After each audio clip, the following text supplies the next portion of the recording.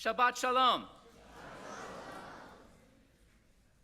Every now and then, a rabbi just fails to read the room and offers a sermon that really traumatizes people. So last year, on this week, this parsha, we had a large bar mitzvah, kind of like this one, and I decided that it was the right week to talk about cremation in Jewish law. A lot of fun conversations at the party. I was going to talk about divorce today, but it turned out, lucky for you, on Friday, I read a Dvar Torah that actually upset me. So I continue to be involved in leadership of the rabbinical school where I was trained. And every week there's a Dvar Torah that they send out to the students and active alumni. And this week's was written by Rabbi Stephanie Ruske, who's the Associate Dean of the Rabbinical School and the Executive Director of the Handel Center for Ethics and Justice. So it's not one that was published to the world, but I was troubled by it. Now, it has a lot to recommend it, because, by the way, it is a Dvar Torah that's full of sensitivity, of empathy, but also the role of Torah, the role of a sermon, is to challenge. If a sermon doesn't make you just a tiny bit uncomfortable, then it is entertainment, not education. And so while there were a few aspects of the Dvar Torah that troubled me, A, I want to get you out for lunch, and B, I don't want you to think of me as that rabbi who's yelling at kids to get off his lawn. But I want to just talk about one idea in this portion and what I found troubling about it. So in our Torah portion this week, there are all of these commandments just kind of come and go really without notice, and one of them is Lo yumatu avot al banim uvanim lo yumatu al avot. Ish bechet'o yumatu. Parents should not die, should not be put to death for their children, nor shall children die for their parents. Each person shall be punished for his own sin. Now, this is actually a revolutionary Jewish idea. So if you read the Code of Hammurabi, which predates the Torah by a couple of hundred years, line 229, if a builder builds a house for someone and doesn't build it properly, and the house falls and kills its owner, then the builder shall be put to death. Keep that in mind, architects. On the other hand, line 230, if the building in its collapse kills the son of the house's owner, then the son of that builder shall be put to death. So the idea is, and this is true in the ancient world, that if you committed a sin, a crime, an offense, depending on the circumstances, the punishment might fall upon you, or it might fall upon the members of your family. And our tradition wrestles with that question. So if you read in Exodus, we are told that God is poked avon avot al banim, that God, in fact, remembers the sins of the fathers upon the children, even until the third or fourth generation. And it actually takes until the Talmud, when the rabbis kind of referee this smackdown between Moses and Moses, and they conclude that they like the verse in our parsha better. And they reject that idea, and they say, no, God does not punish children for parents, does not punish parents for children, mostly. And so what troubled me was the way that Rabbi Ruske chose to apply this passage, something that is actually literally ripped from the headlines. So at Appalachia High School, about 60 miles from here, there was a 14-year-old boy who brought a military-style rifle to school and murdered 4 people. And there were warnings that he was planning this. Law enforcement had already talked to him, had already talked to his family. There were concerns that this was a young man who was troubled, that there was a risk of him causing harm to others.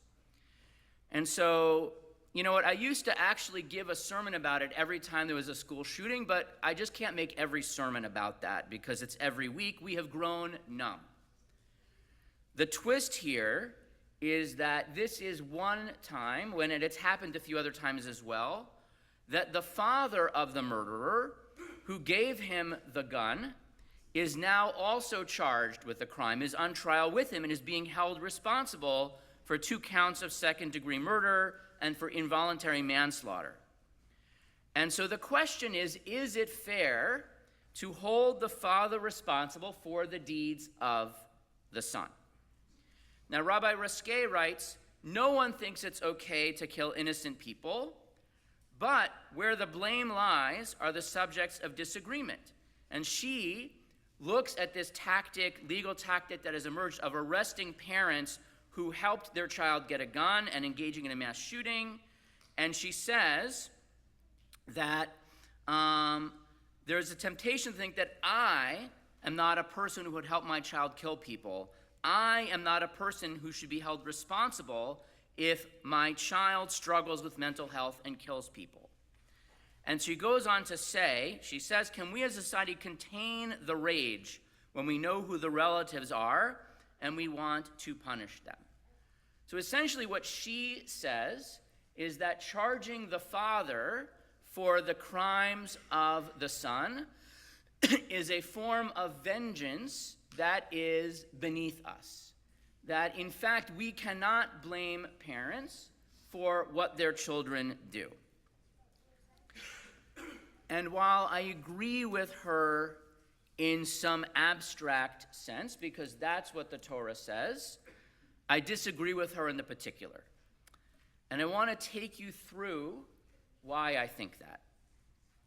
So when I first read this, my thoughts went in a lot of different directions, and I went to some of our holy texts, and I went to our legal text, because after all, if you want to really confuse the ethics of a situation, call a trial lawyer. And so in the Talmud, there is a whole tractate that deals with civil law and civil liability. If my ox gores your ox, if I dig a pit and your goat falls into it, if I set a fire and it burns your haystack, you would love this tractate. And in Bava Kama it says, if you encounter a deaf mute or someone who is mentally incompetent or a minor, you are at a disadvantage. Because if you harm someone who is a minor or someone who is non-compos mentis, you are responsible. If they harm you, they are not legally liable for their actions.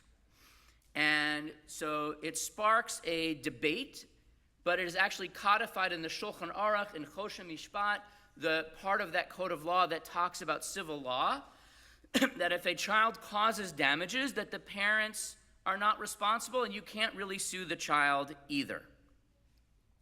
So, for example, if you walk through Costco and you take a sample of everything as you go, that's their business model, right? You have the guys handing out, here, try some of the hummus, right? Whatever. On the other hand, if you try that at Kroger,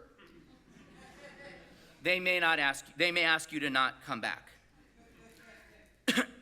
On the other hand, according to Jewish law, if your child grabs a bunch of grapes from the produce section and eats them, the store has no legal claim against you. At most, the store can wait until the child reaches the age of bar bat mitzvah and can sue them then, right? So imagine, right, the day of your bar mitzvah in the little bag with the Kiddush cup and the tree certificate. There's also a subpoena for grapes that you ate 12 years ago. Now, by the way, in this case, it would seem that there's even less of a legal leg to stand on, that Rabbi Raskay is on firm ground, because, by the way, this child was 14. In Jewish law, this child is over the age of bar bat mitzvah, right? So, right, if the kid's 40 years old, I'm not responsible, right? So 14 is no different from 40, said no parent of a 14-year-old ever. But by the way, right, at a bar mitzvah, you heard it today, there's a blessing that says, thank you, God, sheptarani me onsho shalazeh. Thank you, God, for relieving me. I am no longer responsible for this child. They are now on their own. Get a job. So arguably, according to the text that I've shown you from the Jewish legal tradition, Rabbi Ruskay is right. This is a tragic situation, and the parent really cannot be blamed for the horrible thing his child did. However, I would like to reflect that maybe there are some other ways about thinking about this question. So one is that American law is not Jewish law. And also I want to point out that this is not really quite the same situation. So for example, many American states, though not all, have something called quaintly a dram shop law, which says as follows: if I distribute alcohol, if I own a bar, if I have a liquor store, and I serve someone who drives home drunk, and that person causes an accident, harms themselves or others, I am responsible. If I have a party at my house and kids are drinking and one of them drives home, I am responsible because I had an obligation. And by the way, that's true even if it's not my kid, because presumably my kid is not driving away, right? And so there's actually in Jewish law, leaving aside parents, a general responsibility to be thoughtful about whether we are potentially causing harm to others, whether it is with a member of our family or anyone. And so in fact, there's another commandment in our portion, which is that when you build a house and there is a flat roof on top, you have to build what's called a parapet, that you have to build a railing around the roof. Do not put blood guilt upon your home, lest someone fall from it. So the idea is, in ancient times, the roof was, like they sang in the song Up on the Roof. Right nowadays, you don't go up on the roof unless the satellite TV is out. But back then, the rooftop was actually a living space. People would hang out up there. When David sees Bathsheba and falls in love with her from afar, she is up on the roof. It's not just for fiddling anymore. And so you have this parapet that you have to create. You have a responsibility to protect others from falling off your roof. And the Talmud, that same tractate Baba Kama, the same one that said that if your kids eat the grapes in the supermarket, you're not responsible, says not only should you make a parapet, but you have a responsibility. Don't raise a vicious dog in your house, and don't keep a rickety ladder in your house.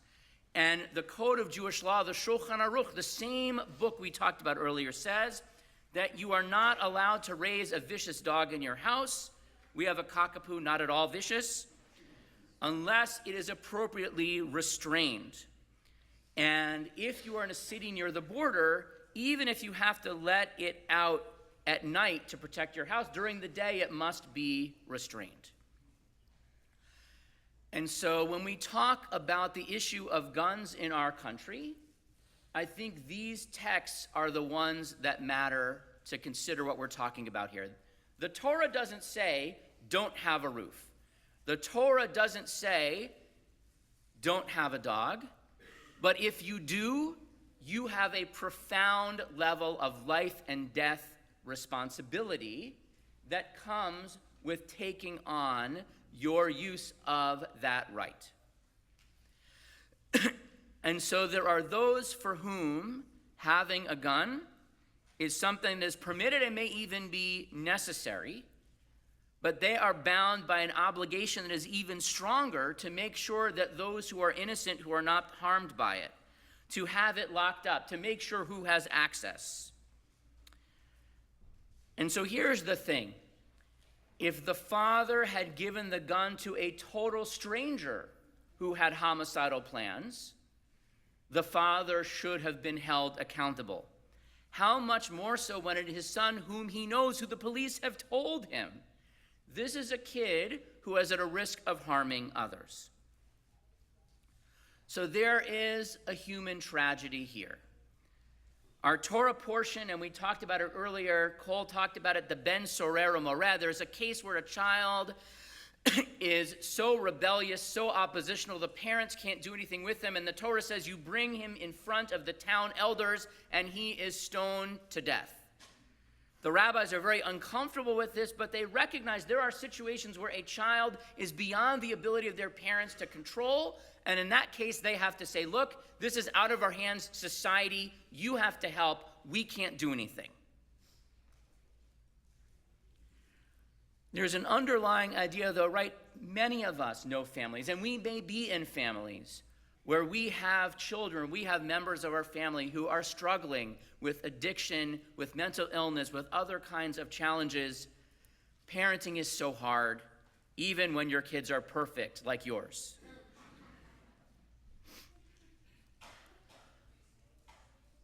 And so there is a limit to parental responsibility. There comes a point where we cannot say that it's our fault that our children did X, Y, or Z.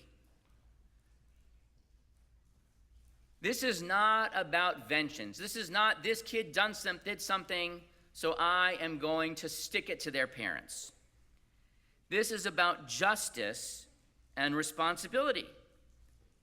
This is about saying that if you have something dangerous in your home, if you have someone in your home who is a danger, then you have a responsibility that you may not be able to stop them doing what they plan to do, but that you have an incredibly high bar of responsibility to ensure that you do not facilitate, that you do not aid and abet.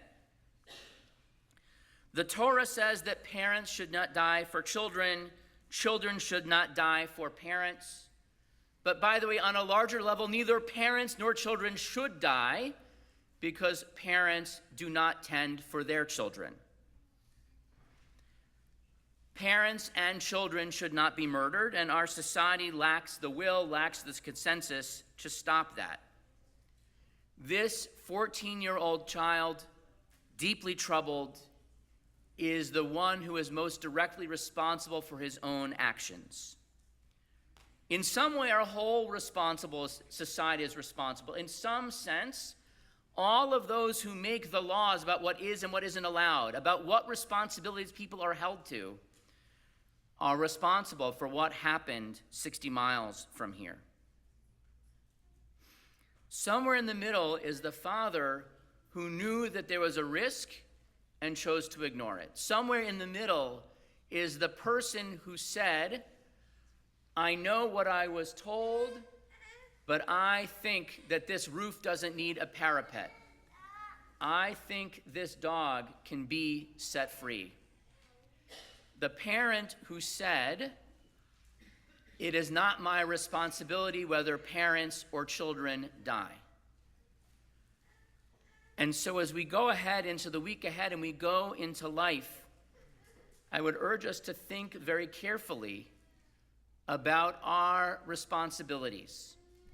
I would urge us to contemplate, when is it that we have the chance to make a difference, to steer something, even though perhaps it is not we who pull the trigger, it is we who put it in someone's hands. Shabbat Shalom.